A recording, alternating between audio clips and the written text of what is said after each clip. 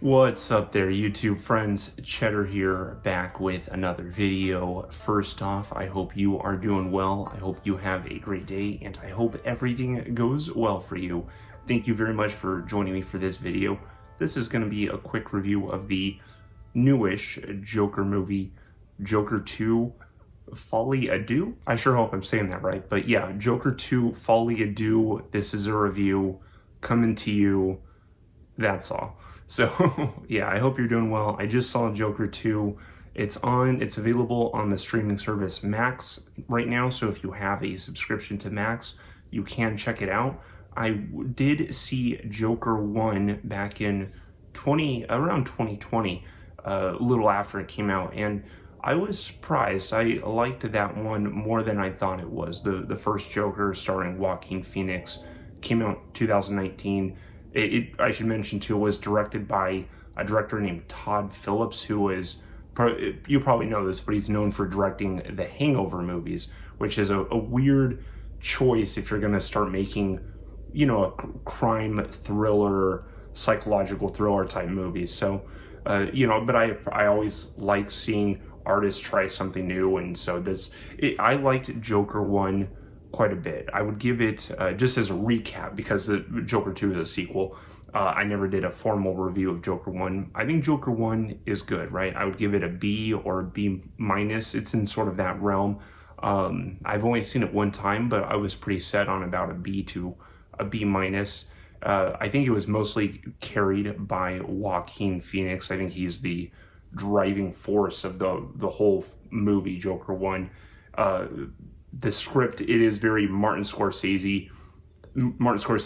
It's a crime script with a character that kind of descends to madness, very Taxi Driver, like if you're familiar with the movie Taxi Driver. And some critic sources that I listened to were calling Joker 1 baby's first Taxi Driver, and I get that it is that, but I also think that's a harsh, unnecessarily harsh way of putting that. I think that undermines the work that the movie does, because I think Joker 1 works pretty well. And I think maybe why I like it so much is because I think in the Batman universe, right, Batman is a very real, a very grounded character. I know he has fictional villains like Clayface that can do crazy fictional stuff, but for the most part, Batman is a detective, and everything about that universe is grounded in a level of realism. And there's an interesting gap that Batman stories can build a bridge between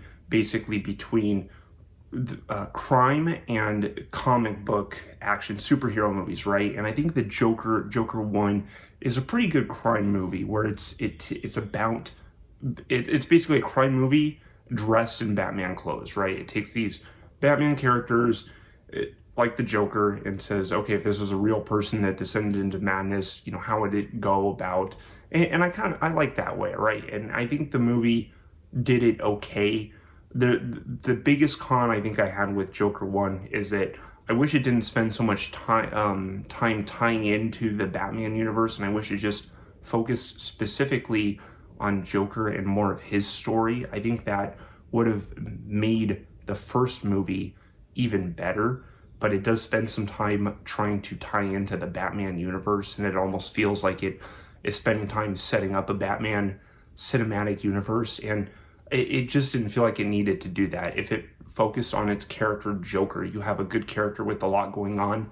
I think it could have been a lot better, but it's probably studio interference, right, that forced Todd Phillips and the creators to have Batman tie-ins. I read it as that way. The studio saying, well, what are we supposed to make after this? We got to set up the next Batman movie. We can't just have Batman come out of nowhere. That wouldn't make any sense, would it? Nobody knows who Batman is. So, it just seemed like stupid studio interference, because the story, the Joker story, did not need any Batman tie-ins. You maybe could have had one at the end or something, for fun, and that would have been enough. That really would have been enough. But Joker 1, I'm on the side. I do like Joker 1. It was good, okay? And I think you can recommend it to people that like crime movies, that have no interest in superhero movies. And likewise, I don't think comic book fans would necessarily be disappointed with the movie either. The only crowd that I would expect would get really disappointed is if they're really holding to the movie to adapt comic book stories, because the first Joker movie and especially the second one definitely go in its own direction. They do their own thing. So the Joker movies don't exist to please the Batman fans and the Joker fans necessarily, and I like that. I like that it expands the audience, right? And it kind of combines two worlds. You get the crime world and you get the Batman world. Even though I know Batman kind of already, encapsulates that, I just think that you get a combination here. Moving on to Joker 2. Joker 2 is a very different movie than Joker 1. Joker 1 is basically a psychological, or I guess a crime thriller, right? With some psychological elements in it too, but mostly a crime thriller. It's a crime movie. This one, Joker 2, is, I would describe as a musical court drama, a musical courtroom drama with a love story, right? That's mostly it. I think it's going to be advertised or sold as a psychological thriller, and I guess it tries to fill that, but I didn't find it very thrilling, and I did see psychological elements in there for sure, but it doesn't, I wouldn't describe that movie. It's more of a court drama with a love story, and it's musical as it goes about that. The characters, they pop into songs sometimes, right? And I think that was the biggest turnoff for most people, is that Joker 2 is randomly a musical, while Joker 1 is not a musical, and it seemed like a giant misstep. Just before I go any further, right, I do think that was a misstep. I do think that the story didn't really call for a musical, and I think they just had a crafty idea, like, oh, that would be crazy if we made the next one a musical, and I think they went about that, but I do think it was the wrong choice, okay? And so I think I wish they went a different direction and just avoided the musical, genre altogether. I'm not a musical fan, but I do like musicals. I guess I'm a light musical fan, okay? I'm just not a musical head. I'm not sure if there's even a term for the fandom, okay? But I like musicals for the most part. I like La La Land. That's the only big musical I can remember off the top of my head. Mamma Mia, I liked a lot too. But I like musicals, okay? I did put off seeing Joker 2 for a long time because of the mixed reviews that I had heard, and so I finally got around to seeing it, and I gotta say, I don't think it's that bad, okay? I think it's okay. If I had to give it a score, I've only seen it one time right now, right? But if I had to give it a score, right now, I'm feeling about a C-. There was times that I was towards the disappointed side, right? Because I think, basically with this movie, if I can package this into really quick, I think it's a missed opportunity. I think it's missed potential. But at the same time, I don't think it's too bad, okay? I don't think it's insufferable. I just think it's, for what it's doing, it does okay. I think it's okay in the most passing sense, if that kind of makes sense. It does enough just to get by. Just like the first one, this movie is super carried by Joaquin Phoenix's performance. He is just a great actor, and it seems like he can't do the role wrong. I really like his portrayal as Joker. He's a pretty captivating person just to watch too. The weakness here in this movie is more in the story, because the story is just a court case of the last movie, of the events that happened from the first movie. And there's a Lady Gaga plays a love interest that, you're wondering, is she Harley Quinn and what have you.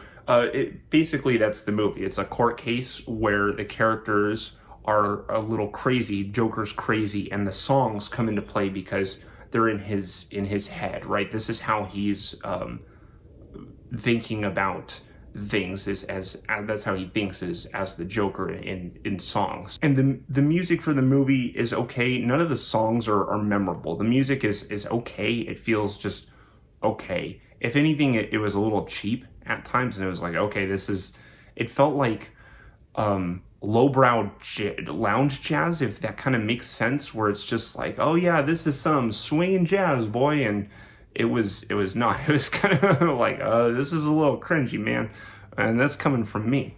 But at the same time, the music wasn't too bad. Okay, I feel like it fit kind of the mood that it was going for, but this ultimately, when I'm gonna watch a musical like The Greatest Showman, right? I want the songs to be memorable. I want the songs to be catchy. I want them to really emphasize the story, and the songs here sort of try to do that, but none of it's very successful. Okay, I don't think this movie really succeeds at what it's going for. I just think it kind of gets the job done a little bit, if that makes sense.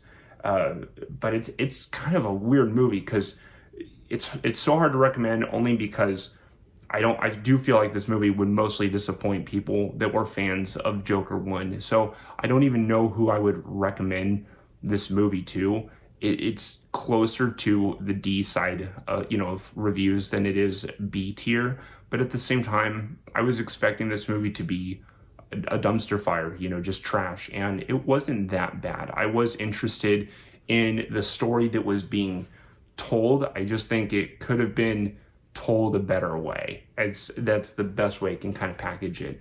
I do think I'm not so big of a fan as it gets to the ending either. I would have preferred a different ending direction. Like I've said with this whole movie, it's just a whole alternate direction I would have liked a whole lot more. But, I'm going to review with what we got. I don't think it's that bad, but I do see it as a missed opportunity and a missed potential and just a misstep.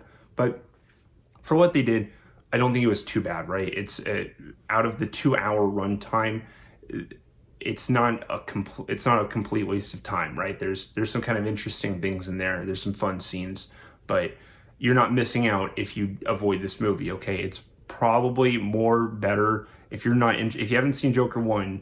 That's the only one I would say you should see Joker 1, and then if you're a fan of that, decide if you want to take the gamble. But yeah, Joker 2, I'm feeling a C-. It may go down over time, right? It may go down. So, but for now, a C-. I didn't hate it.